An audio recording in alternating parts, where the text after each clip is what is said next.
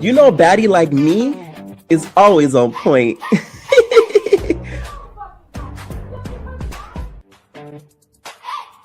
Whether it's performing,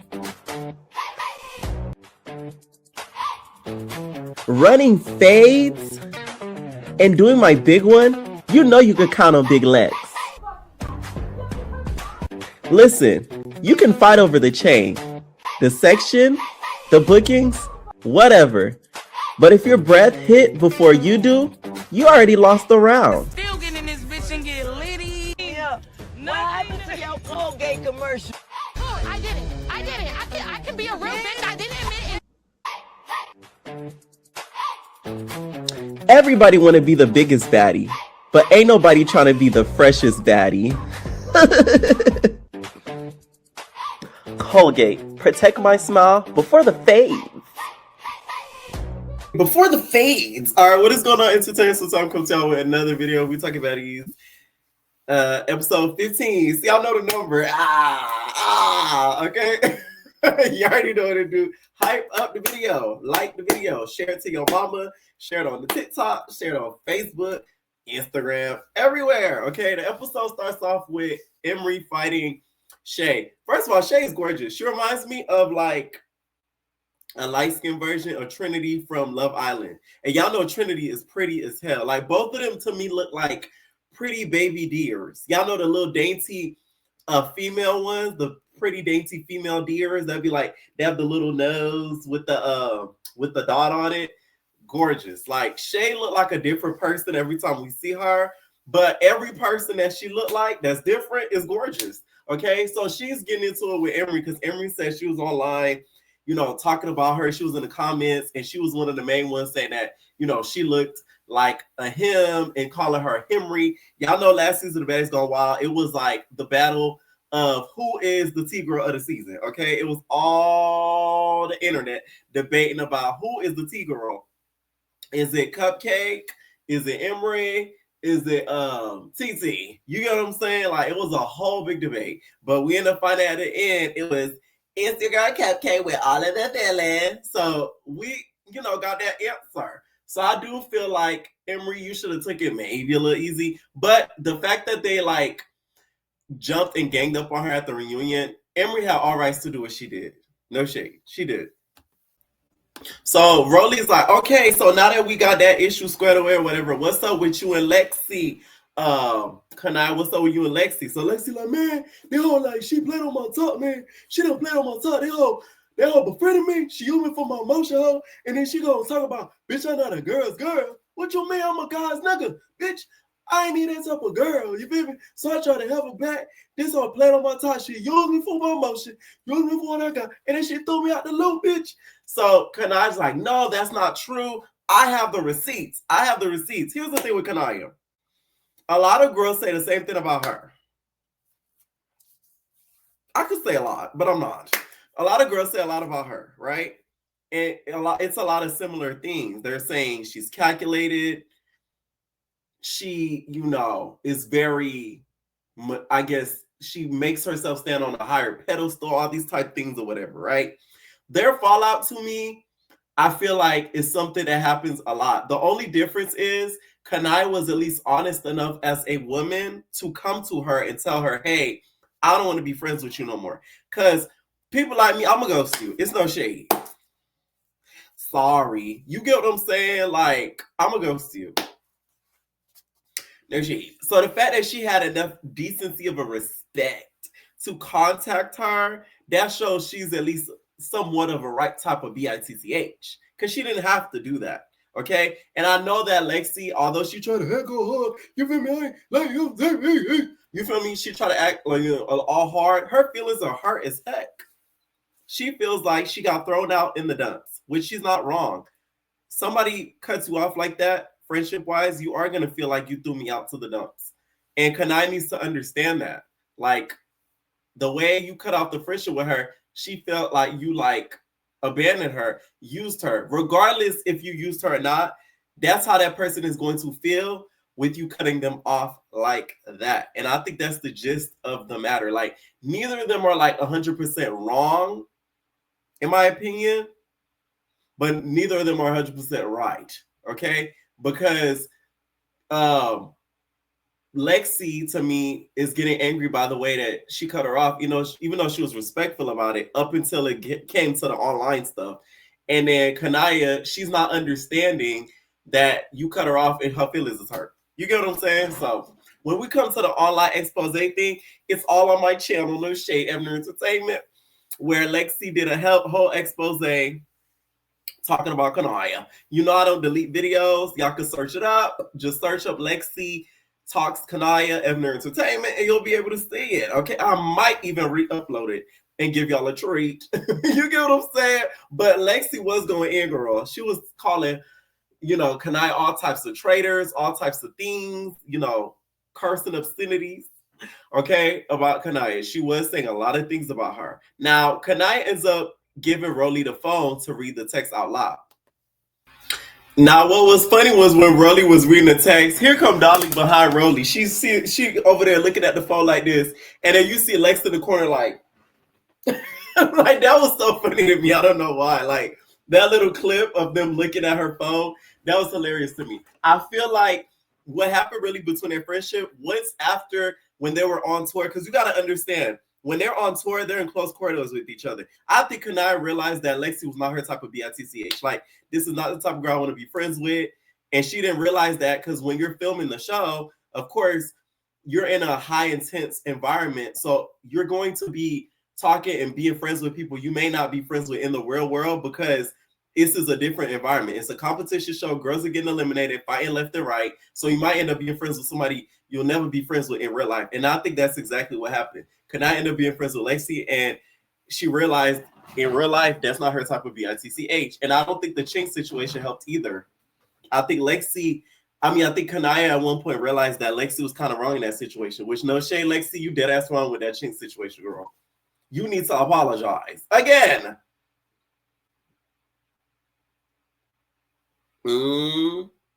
That whole pimp situation, I interviewed Chink, so y'all know I know a lot about it.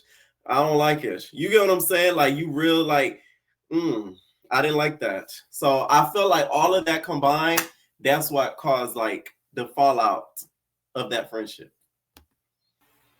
And also, one thing about it, girls are extremely competitive. So both of these girls are what? Pursuing a rap. I don't think that helps the case either. It's just so many contributing factors that this relationship wasn't going to work. No shade. Both of these girls are pursuing the same thing. Like, it just was not going to work, okay? So next thing you know, Pressure and TT pull up. Pressure and TT, they're like literally the girl sisters off of the Proud Family. Every time they come around, girl, something bad going to happen. You know what I'm saying? It's going to be, or it's giving the mean girls on That's So Raven, Alana and them. Like, it's always a theme. So she show up, she like, what's up, babes? So she walk in with TT. All the girls start getting up. Lex was so right. Half the cast stood up when those two entered in the room. Next thing you know, so Rock hops over there and just started getting her. She beat near the door. She getting her. Rolly is jumping in. Now, Rolly now is officially off of injured reserve, she says. I don't know why this whole time. I guess she was in injured reserve, that she was even on the cast. She should have just came midway. But Rolly need that coin, okay? She needs that Zeus Jack. Meanwhile, Lex notices that it's a lot going on down there, and she notices these girls are a little bit outnumbered. She feels as if she may have to get involved because she says it's a little bit too loud on the creek, okay? So next thing you know, of course, Sarat runs up on her, and then Rolly starts trying to hop up in there. She's like, yeah, get her, back them up, sit them down, yeah, get that little bitch too, yeah. Y'all know how Rolly get. She get the yelling or whatever, right? And then we see like a little offsite of Ivory and TT getting into it. I'm telling y'all, TT is the one that can really give Ivory some work. Because I don't really see Ivory stumble like that up until she really fights like Lex or like TT. So, I don't know. I feel like TT gonna get her one of these days real good. Like real good, okay? Next thing you know, at one point, Rolly tries to make Pressure into a banana split. When I tell you she grabbed that leg, pressure so long, she took up the room. Rolly had her from one end of the room to the next, girl. I'm talking about a banana split. Have you ever been split? Okay? F swallowed up. Have you ever been split into a banana? When I tell you I screamed so loud when I seen her grab that leg, girl, she took her from one way to another. My whole thing is, Rolly, why are you trying to stretch pressure? You see, that pressure, that Rolly did you a favor, pressure, because now we know how flexible you are. So a lucky guy out there would be so happy to have you, babe, because you're going to make sure to do a split on that quick, okay? Next thing you know, they start hopping on TT and Pressure Child. They start jumping them like there's literally no tomorrow. They hopping on them. One of the girls that's hopping on them is Neat. You see her on the side. She was very happy that she got Neat. She like, I got you too. That's what I do. So now you gonna have to think twice before you touch me again, boo. Yeah, that's what I do. Right? But she didn't know that Big Lex, not the flex star, was watching, ends up socking her like, girl, why you jumping? Why you jumping? Just starts continuing trying to sock her. Security get between them. Here's how I feel about it. Lex should have minded her business. And the only reason why is because you don't know these girls like that. You don't know TT that long. You could not have. No shade. Like, you damn sure don't know Pressure. So it's like, you don't owe them any loyalty. I get Lex wants to do the moral thing. You know what I'm saying? It's very Colgate of her. But in the grand scheme of things, you should have really stayed out of it. I really feel like the baddies now are starting to storyline search, which meaning like they put themselves in certain situations because they know it's going to give them a storyline or some sort of conflict. Because I feel like if they were not filming baddies and this was just a regular situation, Lex will not be jumping in for girls she don't know like that. No shade. Sorry. Child security, I hope Big Ant gets a big raise. Because the things that he be going through, I don't appreciate it. I met him once and he was very kind. Okay, I don't appreciate y'all abusing this man, y'all. It's damn near elderly abuse. They done threw a drink in his face. Like, oh my God, my aunt. They threw a drink at him at one point, child. His eye was all tore up. So at this point, it's hard for them to kind of separate them from Pressure TT because they're kind of like on opposite sides of the room. So the girls are sort of kind of, finessing their way through to kind of get TT, to get Pressure. So they're finagling their way. Even at one point, they try to bring TT to the other side. Rolly is a getting. And then that's what she sort of notices, that Big Les is kind of kikiing with Big Pressure and everything like that. So she's like, yo, weirdo. This what you are. Yeah, you fucking weird, bro. You weird. I don't care. You weird. Okay, y'all know how Rolly do. So Lex is like, come on. What do you mean? She like, bitch, you an eater. You an eater. She like, I'm not even an eater. I eat cat. I eat cat, Rolly. I don't even eat. I eat cat. I'm like, we know, Lex. Okay, so she's trying to like defend herself and stuff, but once again, I still feel like Lex was a little wrong. And y'all probably gonna say, oh, but she friends with TT because she knew Heather. Well, let me say this. She didn't know her for that long enough. And when you compare it to the whole Summer situation, although she was like getting jumped, she just really wanted somebody to really have her back. And the back wasn't had. So that's all I'm gonna say. Okay, I just do not feel like she should have involved herself in this. Like, Pressure and TT brought this amongst themselves, especially Pressure. And you really got to think about it. TT's fighting a lot of Pressure's battles. So now you're inheriting beef. Okay, that's what they need to call this season: Baddies USA inheritance. Straight up. The only thing is that's being given out and inherited is beefs and fades. Diamond gets such a thrill out of the fades. It's so funny. She's like a little toddler running around at school. She's like all giddy and stuff. She ends up sneaking Pressure, not only once, but like twice. I was kind of not happy, but I was okay with that only because it's like they've been sneaking each other on and off. So it's like a sneak for sneak for sneak for sneak. Okay. At one point, Pressure's just standing there. GTB kind of ducks. She walks over there, bow, and ricochet her fist right on Pressure face. Pressure couldn't believe it. They had to take her up out of there like quick. Okay, they scooped them up out that club fast, right? And she's outside. They yelling through the window, yelling through the window. She's like, man, TT's like, bitch, you're a bum. You come to the scenes with two pieces on, girl. You saying that like that's a bad thing. All y'all doing is running fades. Why would you get done up, hair done like Dolly do?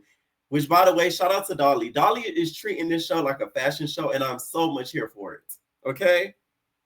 Literally. She's like walking art. Okay, at this point. She ain't running fades like that. She's just treating it like a fashion show. And if we're going to be honest, the person Natalie needs to leave in charge when she's gone is Dolly. Straight up. She don't really get into the mess like that, but she instigates it. Don't get me wrong, but I'm talking about involves herself in it like Rolly does. She just instigates it, tries to get answers, questions, and answers done, and that's about it. She don't do too much, okay? So I feel like Natalie needs to really look at Dolly as, you know, not a backup, but as a secondary go-to. It be pressure exit lines for me when she getting up in that car. She like, oh, we gotta go. We gotta get the fuck out of here. Like they finna tear us up through it again. We gotta go. I still look like this though. Hi, babe. Bye, babe. Say, babe. Like she just don't give a crap. So they take them up out of there, and we get introduced to two new girls. Okay, it's your girl Andy Erica. Thought you wouldn't see me here, Horace. Yes. Okay, y'all know I'm not a big fan of her. Only because I peeped her game last season and I wasn't really too much of a fan of it because I feel like she threw rocks and hit her hand. Okay, especially with the whole Kaya thing. Like, y'all was jumping her and doing little stuff to her and then be like, I don't know, like, why is she like that? Like, no. That's the stuff I'll be talking about. So it's her, and then we get also Oxy Pearl, which, by the way, Oxy Pearl is kin to Big Legs. Okay, they're big, tall, and can't really dress like that. You know what I'm saying? And a little tacky. They very much look alike. So Lex, you think you bring your cousin on here as muscle, you know, as a disguise of another cast member is crazy. You don't need that backup, Big Legs. But we're gonna let you live, and you take it, literally. Now I don't know why Oxy wasn't more on her tens walking in because you know how the baddies going wild girls are. You know that Miss Emry was there, so for her to not be on guard and just walking in like it's a local fashion show that she about to walk in New York Fashion Week to me was kind of crazy. So Emry just runs over there and just socks her. They start going at it and they end up falling off to the couch. Now Emry, I will say, you lucky security was there because that Oxy Pearl got a good squabble in her and she was about to tear you out the frame. By the way, I peeped something. Go back to the episode. You could easily miss it. Oxy Pearl, you need to get Fauna. She kicked you. Now, it might have been by accident, but I'm being messy and saying it's purposeful. Why you kicked her? If y'all notice, you see a skirt leg go bow and kick Oxy Pearl, and she's like, ooh. I know she said sorry, like my bad. But Oxy, just if you need another storyline. Because that's what y'all doing now, right? Right. I feel like anybody mad at Emry, you're a hater. Because it's like, had that have been you, y'all would have did the same thing, especially what happened to her at the reunion. Because she was getting got, but she deserved it though. That's the thing. But her getting her lick back for her ops that got her, she not wrong. Her ops should have been a lot more aware. I was just so shocked at Oxy Pearl had her guard down. Now that Oxy Pearl is strong as Big Legs. Didn't I tell y'all? She was pushing them security around like a merry-go-round.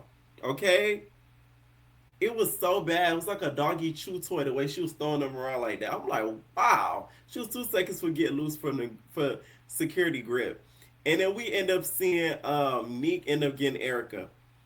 Neek gets Erica twice. Child, that knot on Erica's forehead is something nasty. And I know it hurts. I know it hurts. Because that thing was huge. It was the size of a golf ball. Okay? Literally. It was that freaking big. Just like the size of the Zeus logo. That's how big it was. You could press it and probably time travel. Like, it was so bad. But the reason why I don't feel bad for Erica is because, one, why are you acting dumb as if you don't know why Kanaya is getting you? And then two, had she came in there with Dez, the energy would have been a lot more different. This is why it's so funny when people are around certain people, they act very different. Because if Des was there, I can guarantee you, she'd be like, "Yeah, we don't like you, Miss Kanaya. Hi, Big Bird." She'd be doing one of those. But because you're on your own and this is an unfamiliar environment, it's who? What? How am I your op? Please. How are you not her op? You friends with somebody who called her hair crunchy. You done bullied the girl on the show. Like, come on now. Erica acting as if she didn't know why, to me, was crazy. And then if y'all notice, Tavi was talking to Erica before she fought Kanaya. So are those two Cookie Crunch girlfriends? And because Tavi, likes the girl here and there, I'm talking about a different type of crunch. Mm. A Lincoln crunch. No shade. Okay? Erica does like girls. And then Tavi, she probably known to use a strap or two. So I just found that very interesting that those two were talking right before. And then even more interesting that Tavi felt the need to question about the beef to Kanaya, which, by the way, I don't care what nobody say. Yes, you could be a passionate talker, but please calm your passion ass down when I'm in an aggravated state. Straight up. I don't care what nobody say. If you just finish getting into a fight, get to an argument, whatever, somebody yelling in your face, ask, "Oh, what's going on? Come on, son. Like, come on. I'm trying to figure out what's going on between you and her, bro. Like, come on. Let's do this like Brutus, son. Please." That would make me so angry. Like, I don't know how Kanaya kept her composure, because to me, Tavi was doing, much like Lex, storyline search. She's trying to kind of finagle her way in right now to find a storyline and a girl to beef with, because let's be honest, she doesn't have that much going on this season. Even though I like Tavi this season, but she doesn't. Tavi asking all them questions to me was hella unnecessary. Like, if I were Kanaya, I would have thrown a DMX joke in her face. I'd have been like, "Calm down, Tavi. I don't want to have to let them dogs out. I don't want you to have to let them dogs out. Okay? Woof." Like, I'm telling you, like, I would have trolled her. Because you're not gonna get up in my face screaming like a banshee like that. Like, that to me was so irritating to watch. And also, too, how do you not understand what's going on between them two? Did you not watch the cabaret? I just feel like if you going on the show, especially shows like this, you gotta kind of watch who they finna bring on. Because I know the girls kind of knew who was coming before they came. Let's keep it a buck.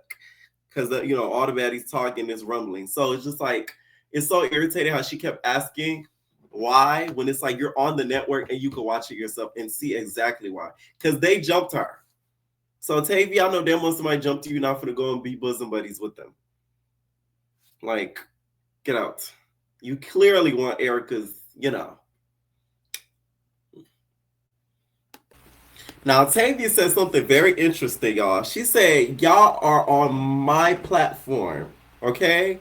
My, okay? Her." I was like, oh.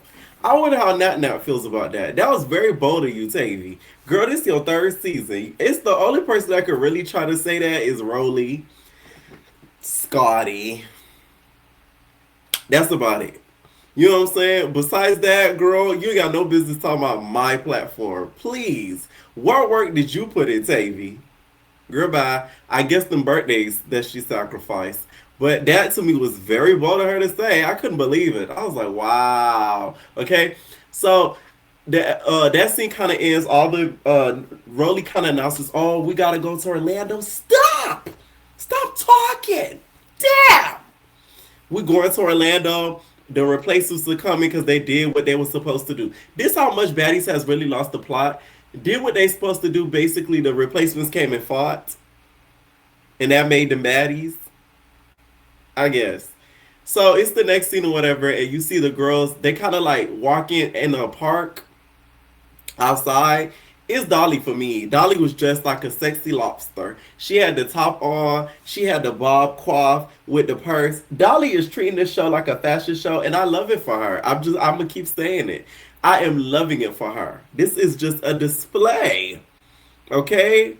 of all of the things that she wears. So they start talking about the whole situation that happened like in the scene before. Kanaya and Tavi end up confronting each other. Now this is where I could kind of see where the girls be saying Kanaya be, I guess, manipulative or like she's calculated or whatever, because why did she say, oh, I told you, Tavi, get out of my face? I was like, girl, get out of my face. She didn't say those words specifically, but she said it in a roundabout way. But she, at least from what we saw, what was shown, I don't know if they cut it out, because I feel like if she did say, they would flash back to it, where she basically said, get out of my face.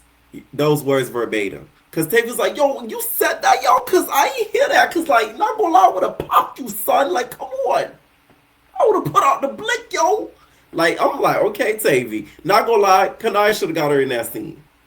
Because what are you talking about?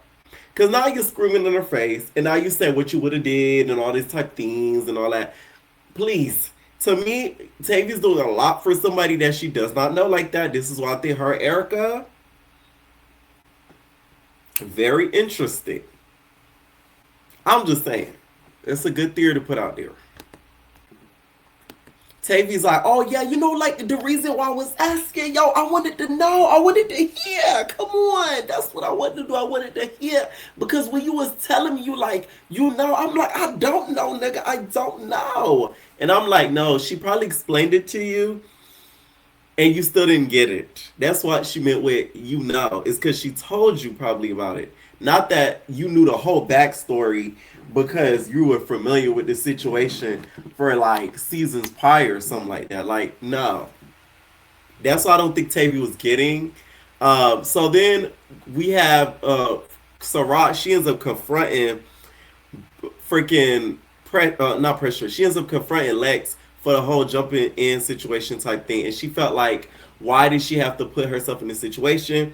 Because they really had nothing to do with her. And thank God she picked her. I was like, oh, not gonna lie, Sarah kind of low-key checked you, Lex. She said, thank God you didn't hit me.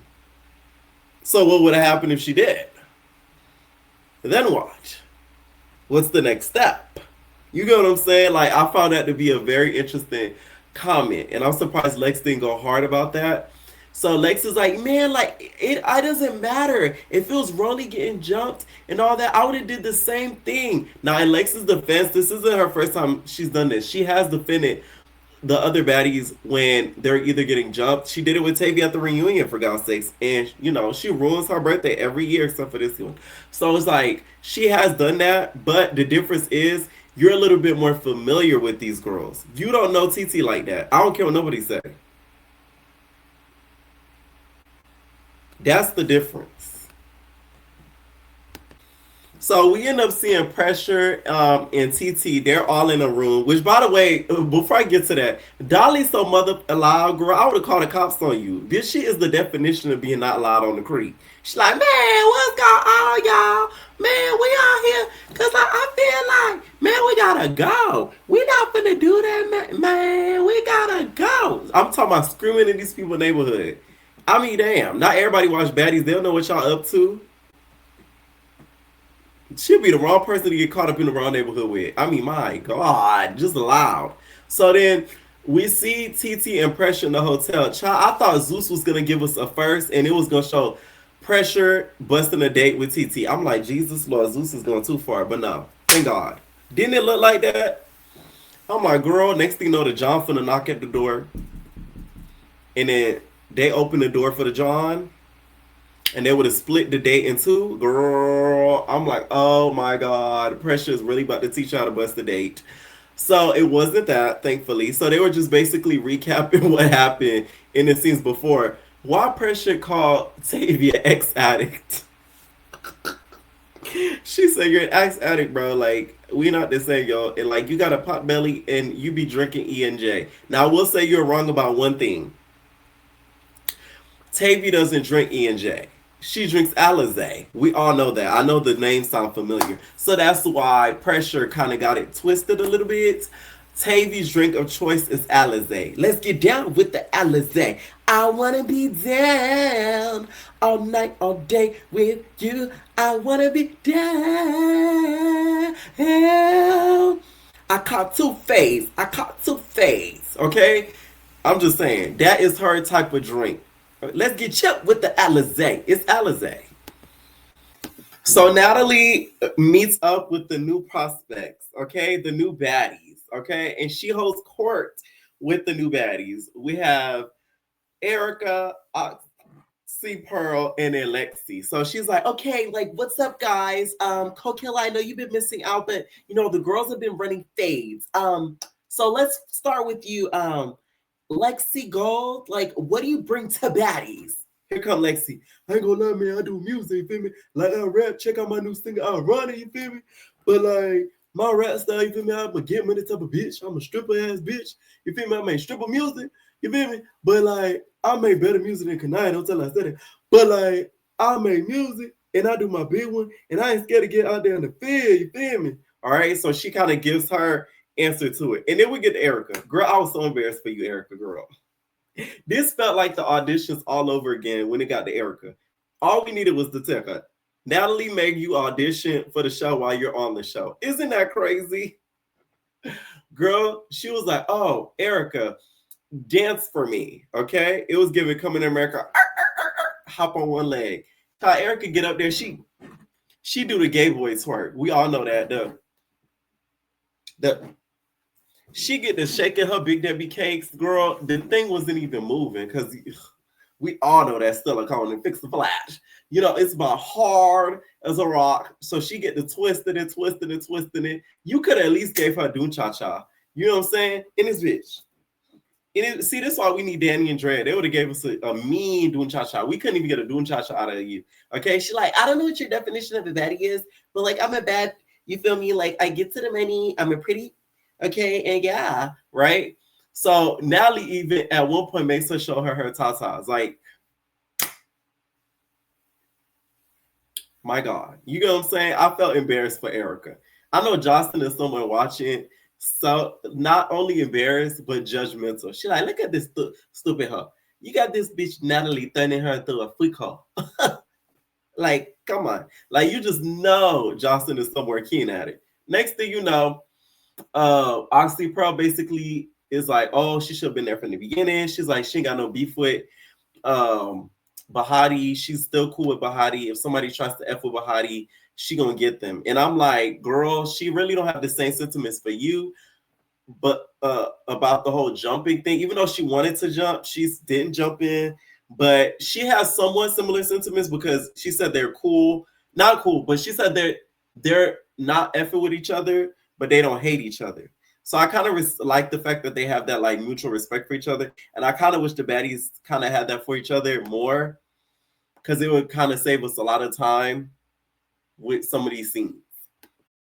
So some of the girls in the meeting for rehearsal. Girl, we all know they're not going to rehearse the mother thing. Y'all know they just mean there to possibly catch and run some fades.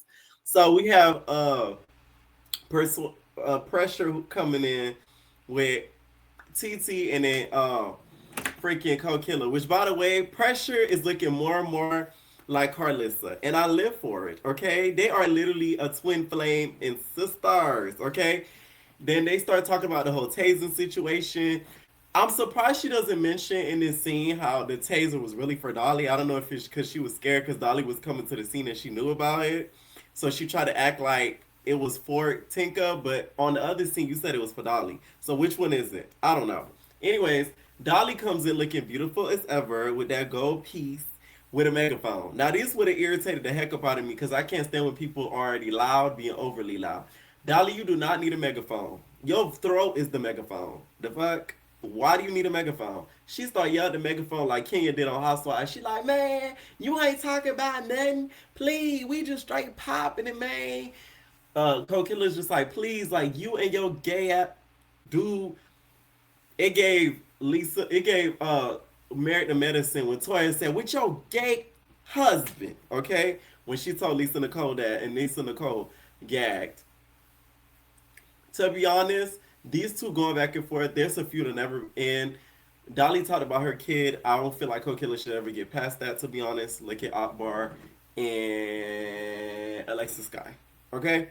Let's really talk about it. All right? So then after that happened, they just going back and forth with the megaphone. They going back and forth with the megaphone. Here come Fauna and E.T.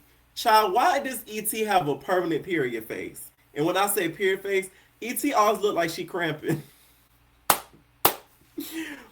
ET has a permanent menstrual cycle, girl. She is always looking like she's not in the mood, girl. She just had a mean cramp, okay? She like,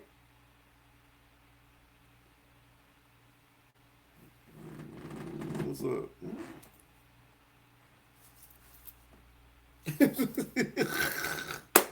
Did y'all notice that? So TT's like, oh, Fauna, why you have so much energy for me and Pressure or whatever, but you ain't got no energy for Lex? So she like, man, I don't even say nothing. Pressure, Pressure be the one sneaking me. I will say Pressure is the one that's all sneaking Fauna. It's never the other way around, and she don't really say nothing to Pressure. Pressure's always looking for attention, saying stuff to her. So it's like, girl, what the heck? Next thing you know, did get the squabbling. Well, tried to. Fauna tries to get Lex because she's like, okay, let's get it over with or whatever. And Lex is like, no, no. And she kind of like backs up. It doesn't let her get her lick back. Get your lick back. So Fauna frustrated. She walk up out there with her purse. She's like, all y'all bitches is weird. This is why I tell y'all, Co-Killer and Fauna friendship is not real, and I don't think it's going to last. Because that is your friend. You should be walking behind your friend to make sure your friend is okay. You stand in this scene with a pack of girls that you don't even know like that. Co-Killer's loyalty to me is very questionable. I don't care what nobody say.